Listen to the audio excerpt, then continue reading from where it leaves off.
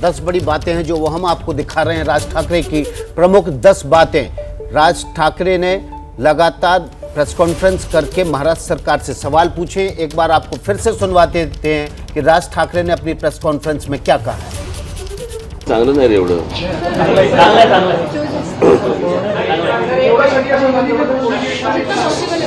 हमारे कार्यकर्ता का धरपकड़े जो चल रहा है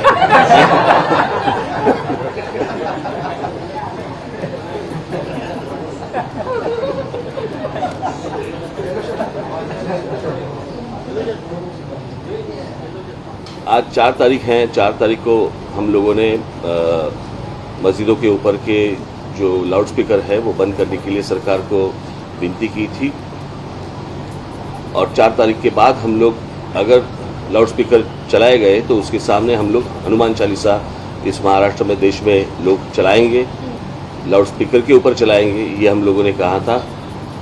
उसके हिसाब से अगर महाराष्ट्र में आज का मुझे जो समझ आया है, जो सुबह मुझे बताया गया, उसके हिसाब से कुछ 1400 या 1500 कुछ मस्जिदें हैं और उसके ऊपर से 135 मस्जिदों के ऊपर सुबह 5 बजे के पहले जो सुप्रीम कोर्ट ने जो बताया वो नियम तोड़कर 135 मस्जिदों के ऊपर सुबह अजान लगाई गई लाउडस्पीकर के ऊपर। मैं पूछ रहा हूँ महाराष्ट्र की पुलिस को, इन 135 मस्जिदों के ऊपर आप कौन सी कार्रवाई करने वाले हैं? आप हमारे कार्यकर्ताओं को पकड़ रहे हैं और इनके ऊपर कौन सी कार्रवाई कर रहे हैं? आपको मैं बता दूं कि ये एक दिन का आंदोलन नहीं है, ये जारी रहेगा और इसके बाद भी जहां जहां पे ये जो सुप्रीम कोर्ट ने डेसिबल का जो नियम बताया है, मैंने आपको बताया कि सुप्रीम कोर्ट ने जो बताया है कि 45 से 55 तक डेसिबल होना चाहिए लाउडस्पीकर का। 45 से 55 डेसिबल का लाउडस्पीकर होना चाहिए। इसका मतलब है हमारे घर में हम लोग जो मिक्सर लगाते हैं, ग्राइंडर मिक्सर जो लगाते हैं, उसका जो आवाज़ रहता है उतना आवाज़। अगर इसके आगे जाएंगे तो उनके ऊपर कार्रवाई होनी चाहिए, ये सुप्रीम कोर्ट ने कहा है। मैं देख रहा हूँ कि कार्रवाई हो रही है या नहीं हो रही है, होगी या नहीं होगी, या सिर्फ हमारे ऊपर होगी। हम इस देश में महाराष्ट्र में शांतता चाहते हैं, कोई दंगा फसाद नहीं चाहते।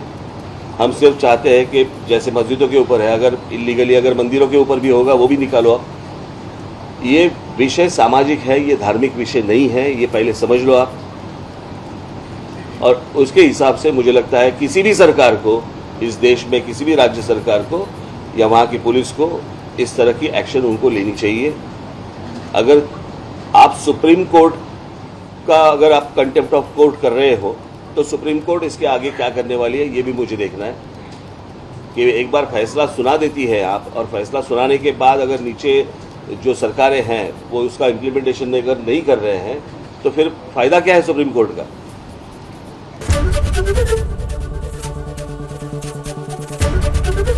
एबीपी न्यूज आपको रखे आगे।